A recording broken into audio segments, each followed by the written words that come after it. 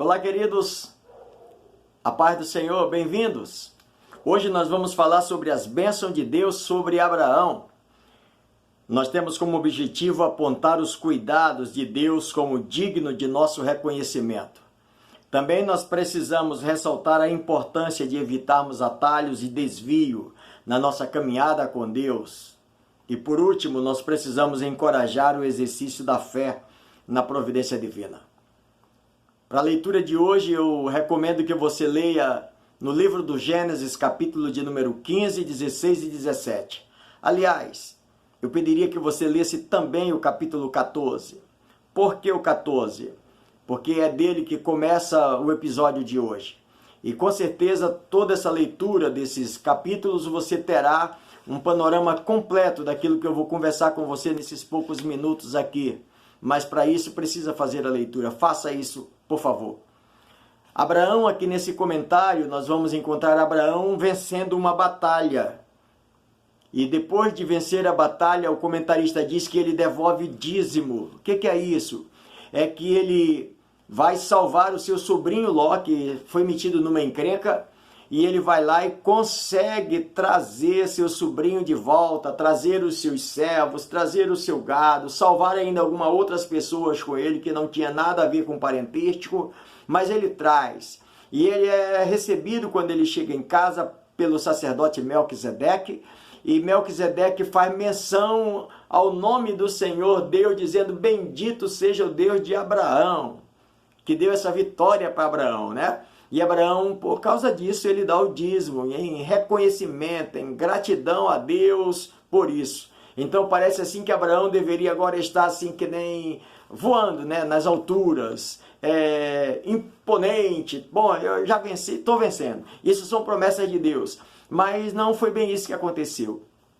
Abraão entra em parafusos, porque ele está vivendo no meio de um povo estranho, no meio de um povo inimigo. Ele está vivendo entre pessoas que são muito hostis.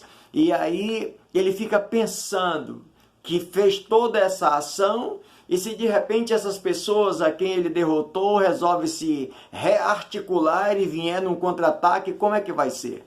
É nesse momento que Abraão está, nesse pensamento. Lógico, qualquer um de nós, vivendo num lugar onde nós não conhecemos, onde nós não temos todas as pessoas conosco, então, numa ação dessa, a gente fica preocupado. Exatamente. E Abraão, então, está preocupado, e nessa hora o Senhor aparece para Abraão e diz: Abraão, eu sou o teu escudo, Abraão. Tu não precisa temer as pessoas à tua volta, eu sou o teu escudo. Abraão, o teu galardão será grandemente, Abraão.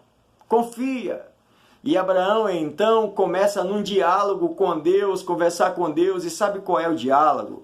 É porque Deus tinha prometido para Abraão, quando sai da sua terra, isso já há quase 10 anos passado, que o Senhor ia abençoar, que o Senhor ia fazer dele uma grande nação, que o Senhor ia prosperar. E agora ele diz: Senhor, e até agora eu não tenho filho, Senhor, eu só tenho servo na minha casa, então toda a bênção que o Senhor está me dando vai ficar para os servos, porque já vou para 85 anos sem filhos. Lá no capítulo 13, bem no versículo 16, o Senhor tinha chamado a atenção de Abraão, dizendo: Abraão, dá uma olhada para a areia da praia do mar e vê se tu consegue contar. Se tu conseguir contar, eis aí o tamanho da tua descendência. Eis aí, confere. Agora, o Senhor chama Abraão mais uma vez e diz: Abraão, olha para as estrelas do céu, vê se tu consegue contar. Se tu conseguir, eis aí o tamanho da tua descendência. Ou seja, o Senhor leva Abraão a um estreito para mostrar: eu vou cumprir com a minha promessa. Tanto faz tu olhar para a areia da praia do mar, quanto tu olhar para as estrelas do céu. Cada uma dessas tuas atitudes lembra de que eu tenho promessa contigo e eu vou cumprir. Não te desespera. Mas sabe de uma coisa? Quando Abraão está nessa situação, lá na terra de Canaã, lá mais ou menos como um nômade ali entre eles, Abraão está preocupado, 10 anos estão se passando, Abraão agora já tem 85 anos, Abraão comete um desvio trágico. E esse desvio trágico você vai ler nos textos que eu recomendei para você. Abraão quer forçar a barra para que as promessas de Deus se cumpram na vida dele, ele dando um jeitinho para Deus. Sabe de uma coisa que nós aprendemos aqui nesse texto? Que quando nós queremos dar um jeitinho para Deus, nós só complicamos a nossa vida, não é Deus. Nós não conseguimos complicar Deus. Deus continua na sua essência, no seu poder, na sua graça. Ele é Senhor sobre todas as coisas. E quando a gente diz assim, não, eu vou fazer um jeitinho, dar um jeitinho, principalmente nós brasileiros, né? Ah, um jeitinho brasileiro para ajudar Deus. Esquece isso, Deus não precisa do teu jeitinho brasileiro. Se ele tem promessa sobre a minha e sobre a tua vida, descansa nele, porque ele sabe como fazer cumprir-se as promessas na nossa vida.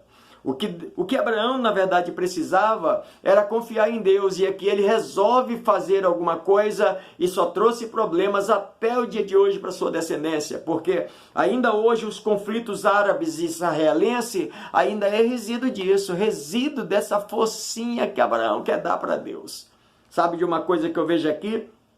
Depois de 13 anos que Abraão faz isso, que entra nessa enrascada, posso dizer assim, nesse problema para a família, problema para a esposa, problema para ele mesmo, problema para a sua geração, porque ele quis ajudar Deus, né?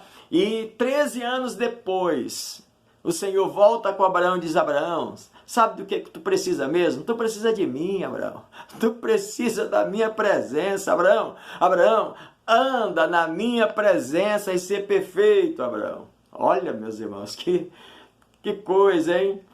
Quantas vezes nós achamos que as promessas de Deus estão demorando e Deus está só olhando para nós e dizendo, rapaz, eu quero cumprir as promessas, mas o problema é que tu não quer andar na minha presença, tu quer viver a teu bel prazer achando que eu estou preocupado em ter pressa de cumprir. Deus não tem pressa em cumprir, Ele é Senhor absoluto sobre todas as coisas, Ele tem todo o poder.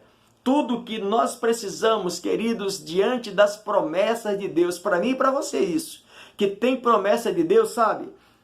Tudo que nós precisamos é obediência. Obediência não é uma opção, gente. Obediência é aquilo que Deus pede para Abraão. Anda na minha presença. É tudo que Deus pede para Abraão. Não é opcional. Olha, Abraão, ou você anda ou do contrário. Não é é uma opção, eu obedeço ou não obedeço. Não. É tudo que Deus queria. Anda na minha presença e ser perfeito. E nós vamos perceber no diálogo que Deus tem com Abraão, e o Senhor cumpre as suas promessas, o Senhor faz o pacto, faz uma aliança com Abraão e cumpre. Ele pede a Abraão, Abraão, eu vou fazer uma aliança para mostrar para ti. Cumpre com a aliança. Abraão cumpre com a aliança que Deus propora para ele, e o Senhor cumpriu com as suas promessas. Queridos, eu e você, nós temos uma aliança feita com Deus através de Cristo Jesus, o nosso Senhor, que entregou a sua vida na cruz do Calvário. Nós não podemos, em hipótese alguma, querer dar jeitinho brasileiro. Nós temos uma promessa de Deus, e as promessas de Deus há de cumprir-se na nossa vida. Então somente descansa no Senhor, espera nele, não te desespera, mas confia e espera no Senhor. Tem promessa de Deus? Tenho, pastor, então descansa. Espera, Ele sabe como cuidar, Ele sabe como fazer. Na hora certa, com certeza, Ele vai cumprir as promessas na tua vida. Deus te abençoe, espero ter contribuído com você nesse momento, e até a próxima oportunidade, se o Senhor Deus assim nos permitir. Até lá, se Deus quiser.